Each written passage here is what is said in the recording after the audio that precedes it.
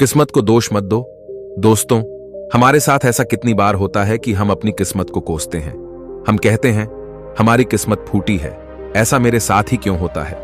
जब हमारे साथ कुछ बुरा होता है, हम आम तौर पर निराश हो जाते हैं और अपनी किस्मत पर दोष लगाने लगते हैं। हम यह सोचते हैं कि हमारे भाग्य में उल्टी चीजें ही लिखी गई है और सब गलतियां हमारे ही जीवन में क्यों होती हैं।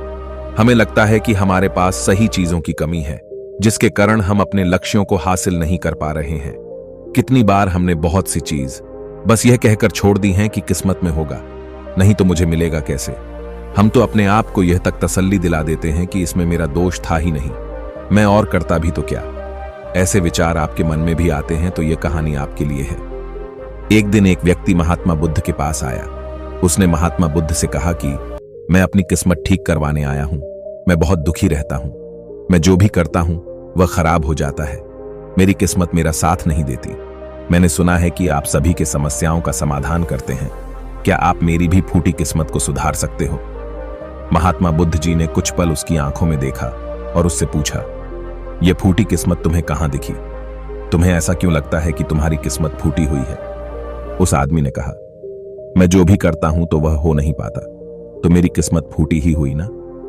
किसी वक्त मेरे पास सब कुछ था, धन, सुख, आनंद। फिर मेरे माता पिता गुजर गए। जैसे जैसे करके मैंने अपनी खुद की परवरिश की। मैंने जिससे सच्चे मन से प्रेम किया, उस प्रेमिका ने किसी और से विवाह कर लिया। मैंने एक छोटा सा व्यापार शुरू किया, तो जी मित्र के साथ मैंने वह व्यापार शुरू किया। वह मेरा व्यापार ही हड़प बैठा। मुझे किसी ने बताया कि आप सारी समस्याओं का हल निकाल देते हो। क्या आप मेरी भी किस्मत ठीक कर सकते हो? महात्मा बुद्ध ने कहा, लाओ, अपनी फूटी किस्मत मुझे दे दो, मैं अभी उसकी मरम्मत कर देता हूं। व्यक्ति ने कहा, मैं किस्मत को कैसे दे सकता हूं? वह तो दिखाई भी नहीं देती। महात्मा बुद्ध ने पूछा, जब तुम्हें तुम्हारी किस्मत दिखाई ही नहीं देती, तो तुम्हें कैसे पता कि वह खराब हो चुकी है? उस व्यक्ति ने सोचकर उत्तर दिया, नहीं, मैंने कभी ऐसा नहीं देखा कि मेरी किस्मत सचमुच खराब हो चुकी हो। व्यक्ति ने कहा, मेरी किस्मत खराब है, तभी तो मेरे साथ सब कुछ गड़बड़ हो जाता है। मेरे बनाए बनाए कामों पर पानी फिर जाता है। अगर मेरी किस्मत अच्छी होती तो सब कुछ ठीक होता।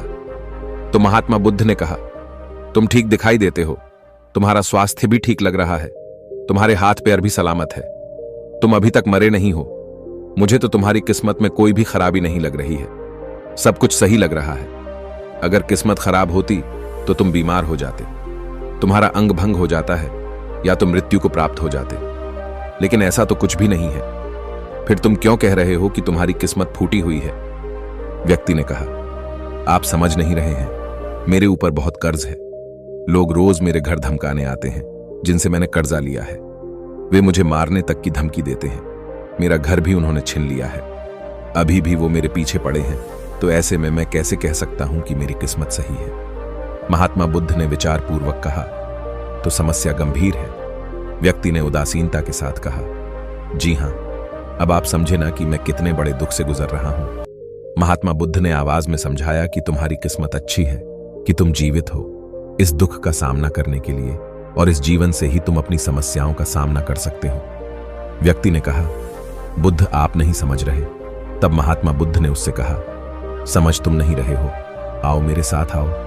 महात्मा बुद्ध उस व्यक्ति को अपने साथ पास वाली नदी के किनारे ले गए और कहा, यह देखो, इस बहती नदी को, इस नदी में अगर मैं एक पत्ता गिरा देता हूं तो तुम मुझे बताओ यह पत्ता किस दिशा में बहेगा?